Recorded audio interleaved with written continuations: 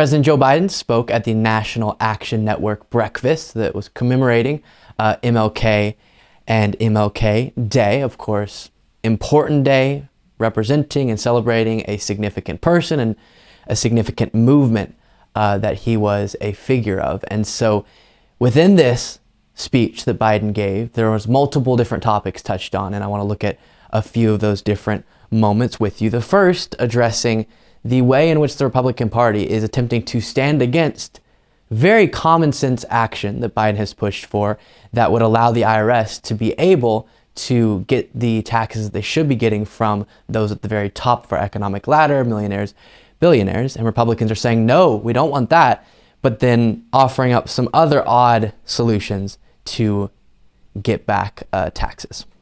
They're preparing to vote on a third bill. They want a national sales tax. Now, let me say this again. I know if I said that, it sounds like, what's Biden making up here? They want to raise tax the middle class by taxing thousands of everyday items, from groceries, gasoline, clothing, cutting taxes for the wealthiest, because they want to supplant the money lost from taxes on the millionaires and billionaires with a sales tax on virtually everything in the country. What in God's name is that all about, other than what is obvious? They want working class folks to be paying another 10, 20% in their taxes, depending on where they live and how they're spending the money. And they're going to reduce taxes for the super wealthy. Now, if we didn't see it, I think this is making this stuff up. If I told you in 2020... And we'll stop that there. And so, of course, no Republican's going to come forward and say, yes, I support working class people having to pay more in taxes and the millionaires and billionaires having to pay less. That's a horrible political message. But in effect, that is what their policies end up doing, because they stand against actions like the extra funding to the IRS that would allow them to hire more people and have the proper amount of resources to go after these individuals, millionaires and billionaires, who will have a very complex way for getting out of paying their taxes. And so to get the fair share we talk so often about, doesn't even require, at this point in time, based on this action, a raising of the rate on the richest in our country, but just getting the taxes that they're supposed to be getting in the first place, which seems completely reasonable. But somehow Republicans have come up with a reason that this is horrible, saying that it's 87,000 agents, which is not all agents, going after you, when that's not the purpose of this action. And so all around, very dishonest, and it contributes to then the burden with their other ideas for getting back tax dollars on working class people disproportionately, which is completely backwards. That's what these policies would do. Next moment from this speech, take a look. Now, that's also why about a month after Buffalo and Uvalde, and I visited both, I signed the first major gun safety legislation in nearly 30 years. And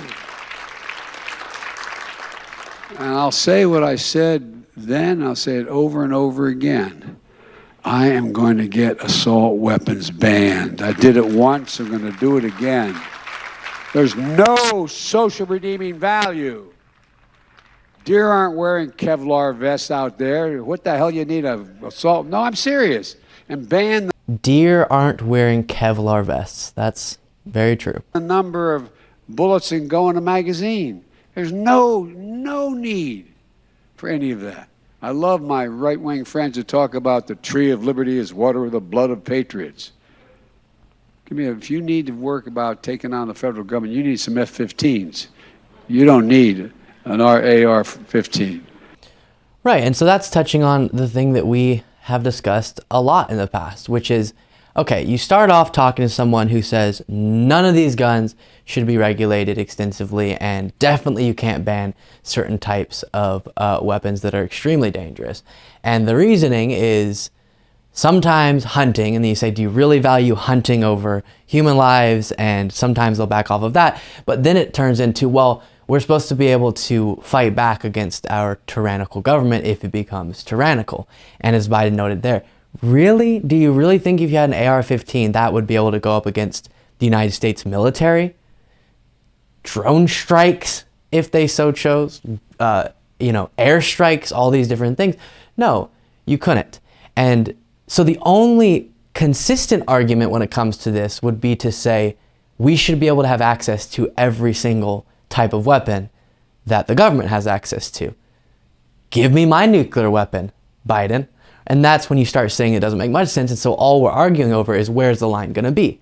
And we're arguing, people who do want to regulate guns more extensively, that the line should be before AR-15s, before certain types of weapons that have a very specific purpose of killing as many people as possible, as fast as possible, which is not what we want in the hands of deranged individuals and all of these different things. Last moment we'll take a look at from this speech. The idea, if we can hold a second here, the idea that we're supposed to remain silent on the abuses of the past, as if they didn't occur, that's not being woke. That's being honest. That's talking about history. Well, folks, but we have a lot of unfinished work to do, though. A lot of unfinished work. We have to keep building on it And there you see, especially on a day like Martin Luther King Jr. Day, a topic that is so important to be discussed and pushed back on from the right-wing narrative on it, which is talking about history in schools is critical race theory. Talking about racial oppression, talking about systemic racism, all these different real aspects of America today and America historically is critical race theory. It's brainwashing them to hate America. And what Biden's saying there is that's not woke. Wanting to talk about history is not woke. It's just the reality. And so you can both have an appreciation for the good parts of your country and a recognition and motivation to change the bad parts and make good on the bad historical events that have happened in your country's past. And so the simplification of that down to the left wants you to hate America and is trying to brainwash you into seeing everything on racial lines is incredibly dishonest and really, in effect, just create situations where, as we're now seeing across the country in red states, they don't want to teach very real historical events in the classroom, exactly where those events should be getting taught. Interesting speech there from Joe Biden. Let me know what you think. Luke P. Beasley on Twitter.